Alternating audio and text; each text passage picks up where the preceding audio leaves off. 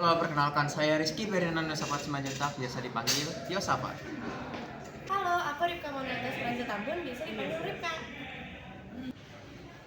Halo, perkenalkan nama saya Muhammad Raffi Atalah, biasa dipanggil Rafka.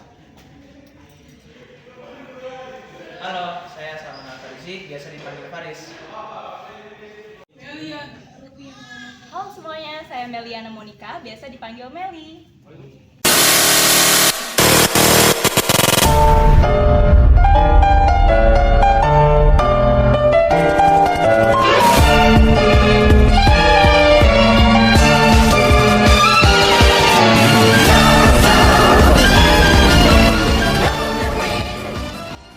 Kalau mendengar ungkapan dari rakyat, untuk rakyat, dan oleh rakyat, hal yang terlintas pertama kali di dalam pikiran kita semua pastinya mengenai kedaulatan yang berada di tangan rakyat. Tentu, dalam konteks berdemokrasi, namun bagaimana jika ungkapan ini justru mengarah pada gaya hidup kita dalam menjaga kebersihan lingkungan? Seringkali kita punya anggapan bahwa kebersihan hanya tercermin dari diri kita yang selalu wangi dan berdandan rapi. Tetapi, bagaimana jika kamu menemukan seseorang dengan dandanan yang baik justru membuang sampah sembarangan? Atau berdandan baik, tapi memiliki kondisi kamar atau rumah yang tidak terjaga kebersihannya? Tak jarang juga kita menemukan komentar bahwa kebersihan hanyalah tanggung jawab dari petugas lingkungan. Jika demikian, apakah itu artinya ungkapan yang lebih tepat dari rakyat, untuk rakyat, dan oleh petugas kebersihan? Dalam merumuskan nilai-nilai Pancasila, Insinyur Soekarno memiliki 5 sila usulan, di antaranya mengenai kebangsaan Indonesia, internasionalisme atau perikemanusiaan, mufakat atau demokrasi, kesejahteraan sosial, dan ketuhanan yang Maha Esa. Pancasila yang diusulkan olehnya berubah menjadi Trisila sebagai bentuk alternatif dari 5 sila yang telah diusulkan. Trisila tersebut memuat mengenai sosionalisme, sosiodemokrasi, dan ketuhanan yang mana apabila tidak disetujui juga, Insinyur Soekarno mempersingkat lagi menjadi Ekasila, yaitu gotong royong. Itu artinya gotong royong mewakili tiap sila tercantum pada Pancasila, mulai dari sila pertama, yang mana kita sebagai sesama ciptaan Tuhan haruslah saling tolong-menolong. Gotong royong membutuhkan rasa simpati dan empati sebagai sesama manusia untuk saling menolong dan bekerja sama yang mewakili sila kedua Pancasila. Dalam bermasyarakat, terutama di Indonesia, gotong royong kerap kali dilakukan tanpa memandang suku, agama, ras, dan antar golongan. Semua bersatu dan menjadi sepakat untuk mencapai satu tujuan yang sama. Dalam kasus ini, gotong royong untuk menjaga kebersihan lingkungan sekitar dapat membawa rasa nyaman bagi sesama. Hal ini tentu sudah termuat dalam sila ketiga, keempat, bahkan kelima pada Pancasila. Mengapa gotong royong menjadi penting? Singkatnya, hal ini dapat terlihat dari ungkapan dari rakyat, untuk rakyat, dan oleh rakyat. Karena gotong royong dalam menjaga kebersihan lingkungan perlu dilakukan mengingat pencemaran lingkungan yang tak bisa lepas dari ulah manusia. Tentu perlu dipertanggungjawabkan oleh manusia. Dengan demikian, ketika pertanggungjawaban tersebut dilakukan secara bersama-sama, beban yang dipikul juga terasa lebih ringan dan lebih cepat untuk dicapai. Gotong royong bukan hanya fokus pada satu kepentingan, tetapi melalui gotong royong kita dapat saling mengenal lebih dalam dan menciptakan rasa harmonis bagi sesama.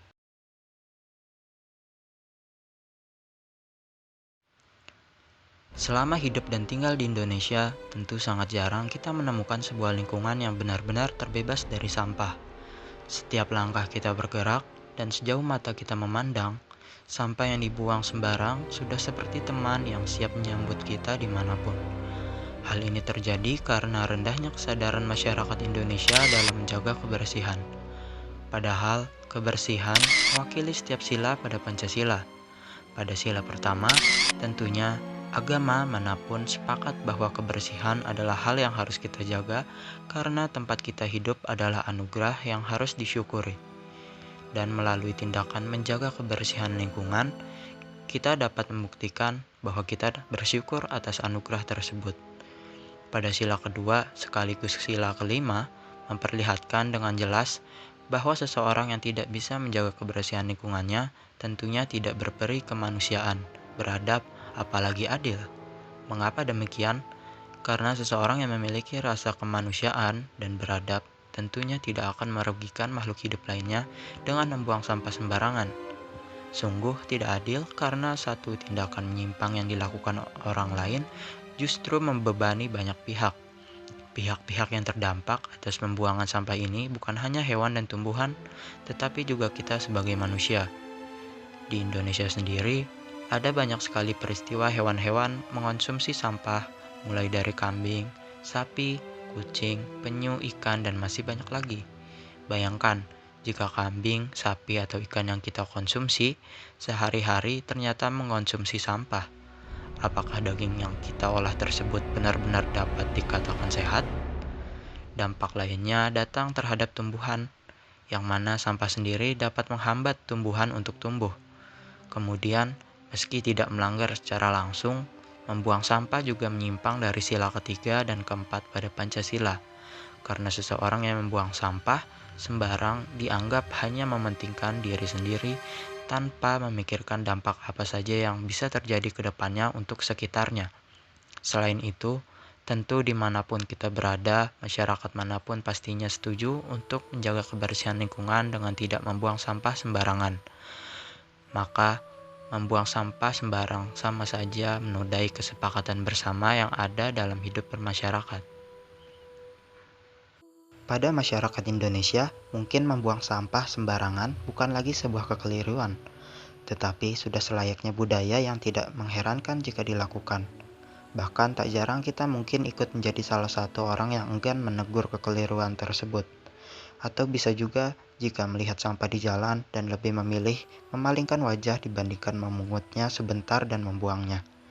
Jika hal ini terus terjadi, maka dapat dirasa ungkapan di mana bumi dipijak, di sana langit dijunjung, tidak tepat lagi. Karena secara tidak langsung kita semua telah ingkar dengan sila-sila pada Pancasila. Selayaknya gotong royong, masalah sampah dapat diatasi melalui ungkapan dari rakyat, untuk rakyat dan oleh rakyat. Karena tidak dapat dipungkiri bahwa setiap harinya kita menghasilkan sampah dari barang-barang yang kita konsumsi.